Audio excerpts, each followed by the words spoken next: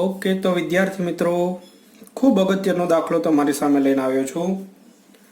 Chapter 1નો ઉદાહરણનો 8 નંબરનો દાખલો છે. બોર્ડની એક્ઝામ માટે મોસ્ટ આઈએમપી કરી દો. મસ્ત આઈએમપી.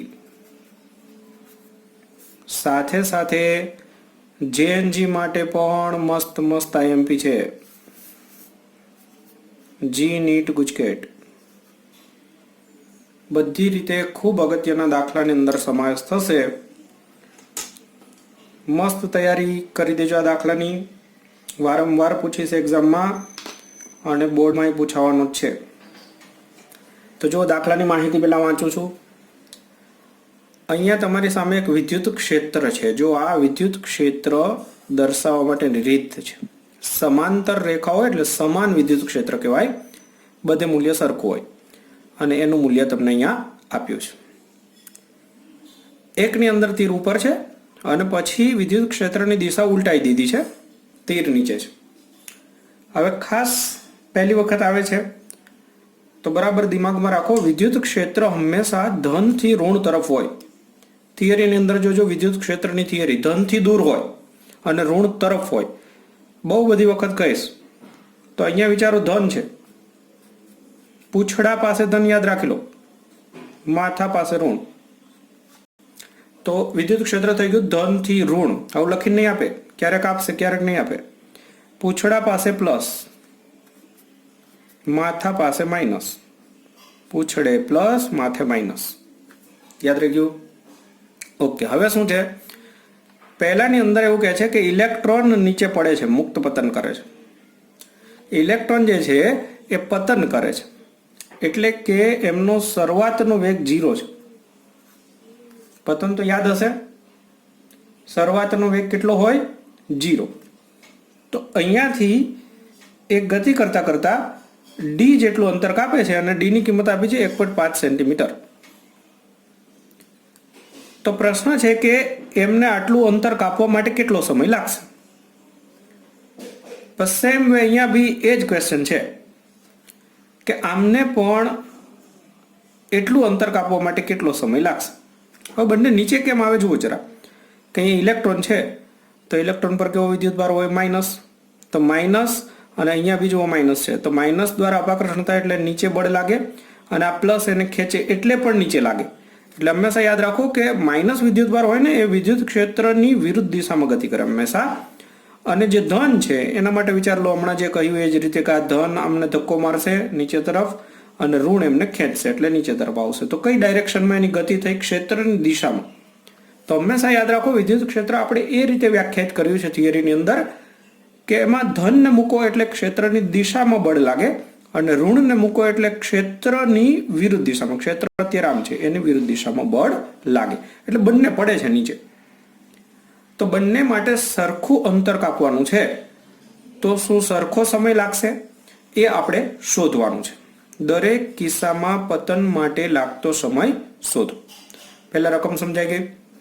સાથે સાથે જે ગુરુત્વાકર્ષણની અસર ગણવામાં આવે તો આ જે ગણતરી કરી એમાં કેટલોક ફરક પડે. એટલે ગુરુત્વાકર્ષણની અસર ગણીએ કે ના ગણીએ એ આપણે સમજાવવાનું છે. તો હાલ એને ચિંતા છોડી દઈએ. હાલ આ મેઇન પ્રશ્ન જે છે એના પર ફોકસ કરીએ.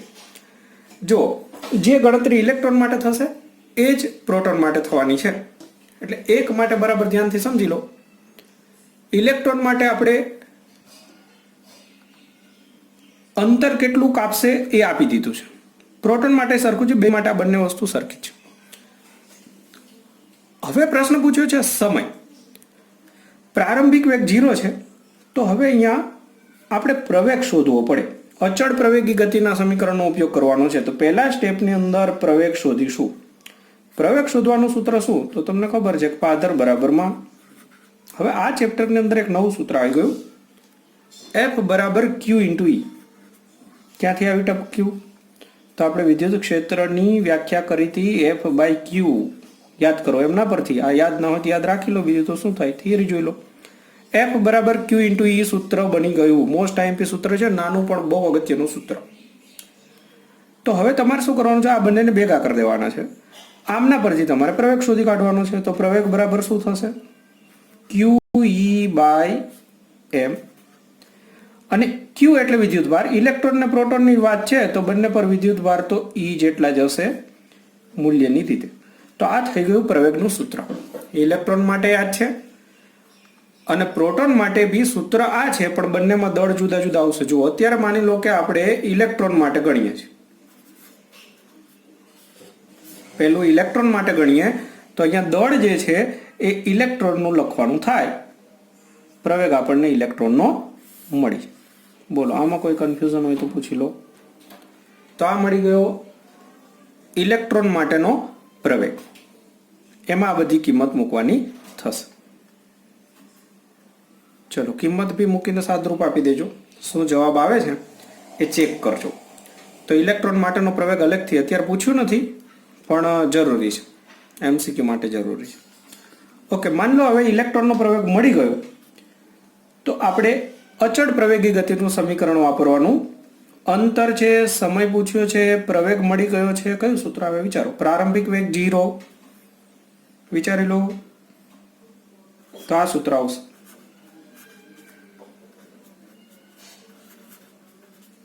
ચલો ચેક કરો આની અંદર શું આપણને આપ્યું છે અને શું છે આપણી પાસે. શું શોધવાનું છે. તો ડી છે, પ્રારંભિક વેગ 0, પ્રવેગ અહીંયા પડ્યો, આ શોધી કાઢ્યું છે, સમય શોધવાનો છે. તો બસ બહુ સિમ્પલ થઈ ગયું. જો અહીંયા કેન્સલ કરી દઉં, 2 ને અહીંયા લઈ જાઉં તો 2D/a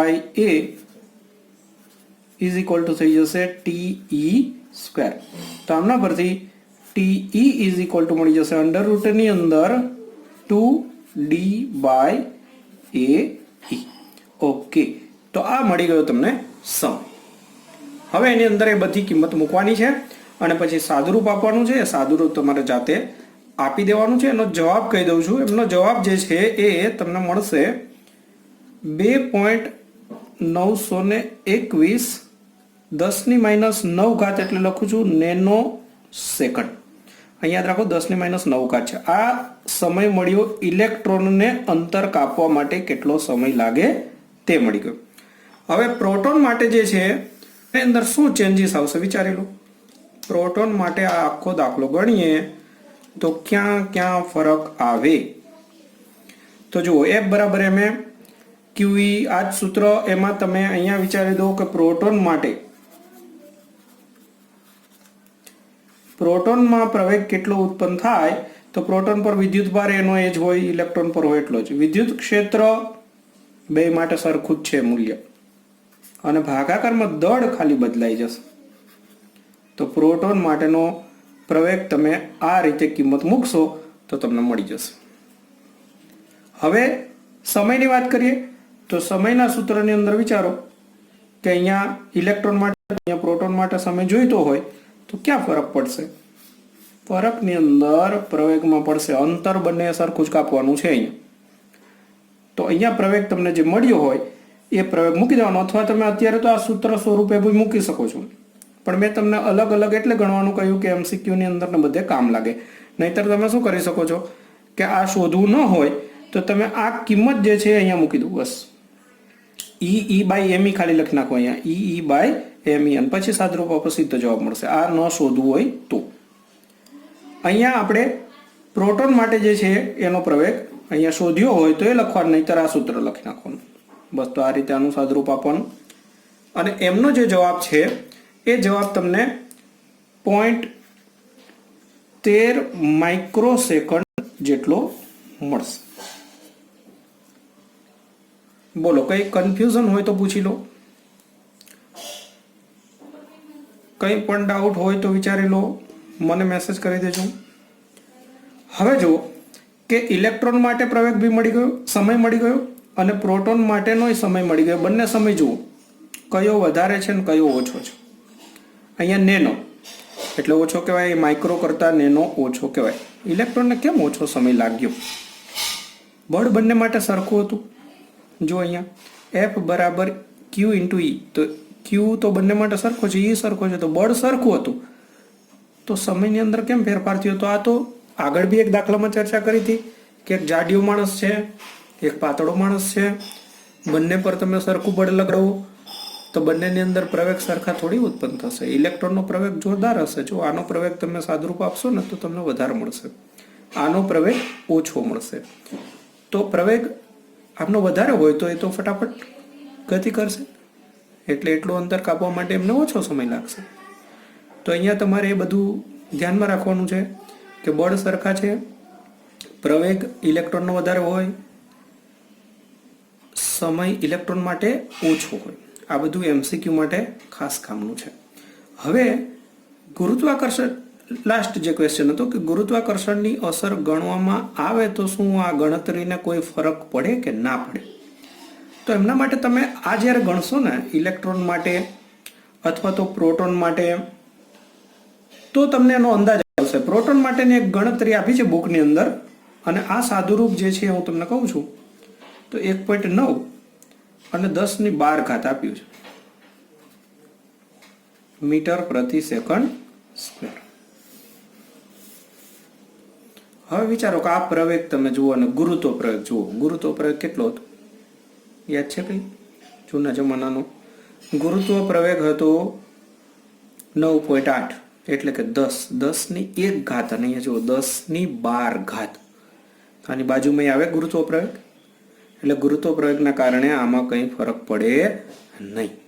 અને ખાસ અહીંયા તમે નોંધ કરી કે જો અહીંયા ઇલેક્ટ્રોનનો પ્રવેગ જુદો આવશે અને પ્રોટોનનો પ્રવેગ બંનેનો જુદો જુદો આવશે. હવે ગુરુત્વાકર્ષણની અંદર આવું નહોતું. ગુરુત્વ પ્રવેગ કોઈ બી પદાર્થનો સરખો હતો, દળ નાનું હોય તોય અને મોટું હોય તો એની થિયરી ને કન્સેપ્ટ આખો જુદો છે. અહીંયા આખો કન્સેપ્ટ જુદો છે. અહીંયા જુઓ દળ વધારે હશે તો પ્રવેગ ઓછો, અને દળ ઓછું હશે તો પ્રવેગ વધારે આવશે. ગુરુત્વ પ્રવેગમાં એવું નહોતું. ગુરુત્વ પ્રવેગ તો ફિક્સ હતો ને, આપણે 9.8 લેતા તેમાં પૂછતા હતા કે નાના પથ્થર માટે કેટલો અને મોટા પથ્થર માટે કેટલો.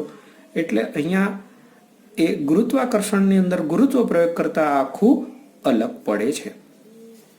ઓકે, તો આટલું ખાસ જોઈ લેજો, સ્ક્રીનશોટ લઈ લેજો.